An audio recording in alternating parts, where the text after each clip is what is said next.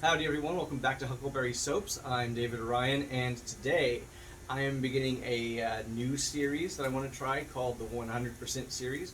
When I've been looking up stuff about what oils to use and how to use them online, I've seen things like only use 5% of this, only use 20% of that in your total soap base recipe, so I'm like, well, what would happen if I did an entire soap of cocoa butter?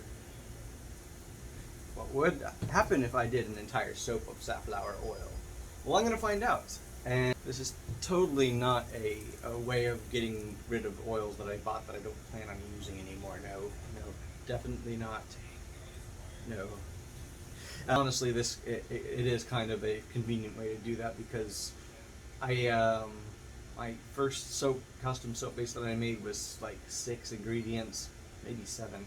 And so I have oils that I don't plan on using anymore, so I do need to use them somehow. So yeah, and I found out really there's safflower oil, there isn't that big of a benefit. It's just kind of to cheapen things if you don't want to use 100% olive oil. So today, this is 100% cocoa butter with indigo powder. I'm going to be adding some sodium lactate to the lye solution.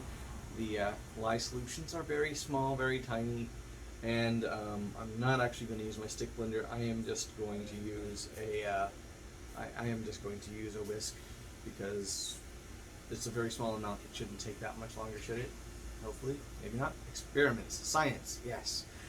So yeah, today I will, in just a minute, in just a second for you, you'll see my attempt to make a 100% cocoa butter soap. Okay, now for the last batch I'm doing today, and that is my pure cocoa butter soap with indigo. And actually, because this is yeah, I'm gonna go ahead and stick blend it.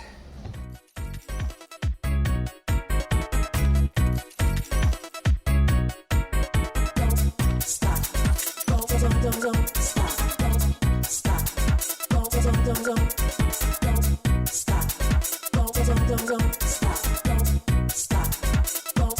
Don't.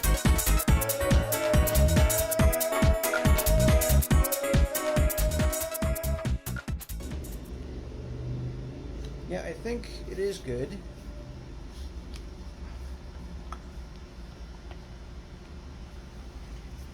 I think I probably could have actually gone ahead and used a whisk to do this one just because of how hard the oils are, but my arm is already tired from doing the what's it called, soap from the soap base C test batch from earlier, and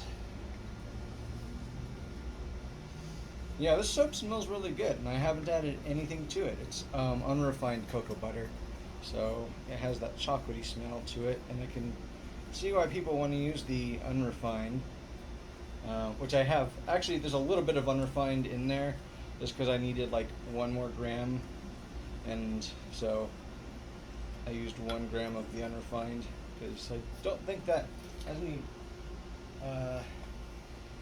change in how it saponifies. And you might notice my safflower soap, I poured it out because it was separating, and I needed to mix it more, so that's what I did. So 1 Blue Texas. Actually, this would be great if I could find a blue bonnet fragrance, this color.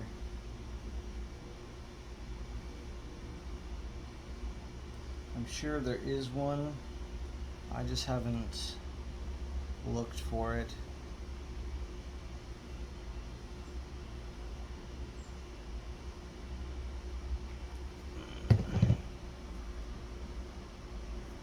Let's see.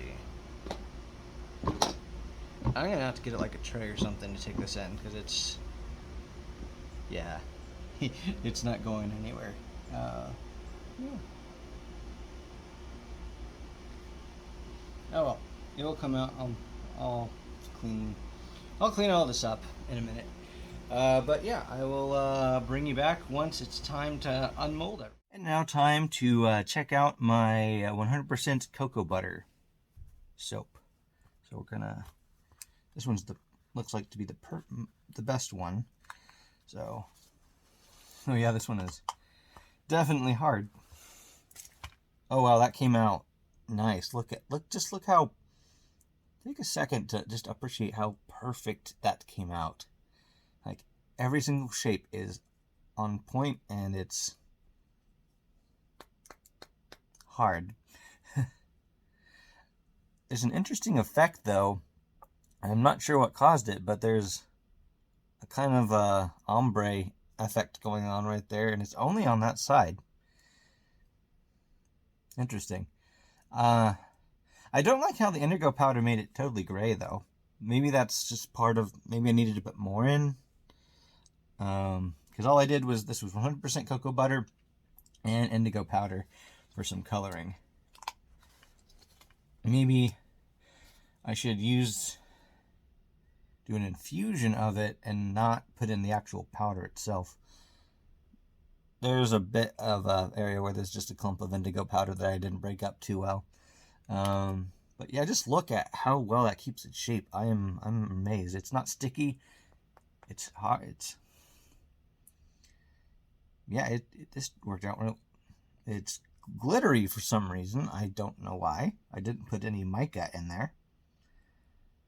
So that's kind of concerning, but like with the safflower oil soap, I am going to let this cure, and then I'll test the pH and see if it's safe to use. But like that is a perfect Texas right there. I am really impressed by this. The little flakes that I'm breaking off feel exactly like cocoa butter, which is when I'm breaking them off, which is isn't a surprise, but yeah, that's pretty cool. I'm really excited to. It definitely smells like cocoa butter. So I'm hoping, actually, and so I'm looking forward to seeing how these play out. So that's the end of this crime against soap that I've been doing. And I will of course wait for this to cure, make sure it's safe, and then demonstrate how it lathers and everything to y'all in good time. So I will hopefully I'll be able to do that in about, I'll give it since I'm going to be doing the safflower soap and everything at the same time, and that's a lighter, softer oil, I'll probably give it about 7-8 weeks to cure instead, just to make sure that it's all dried out. It's not going to be slimy, kind of like my Castile soap was when I did the lather test in my last lather video. Again, thanks for watching. I hope y'all enjoyed the video, and if you want to see more from me, head on over to my Instagram and TikTok at Huckleberry Soap, where you can see when I package and send out my soaps, and you can find out when I'm open for commission. And I hope you have a great week, have a great day, and I'll see you next time.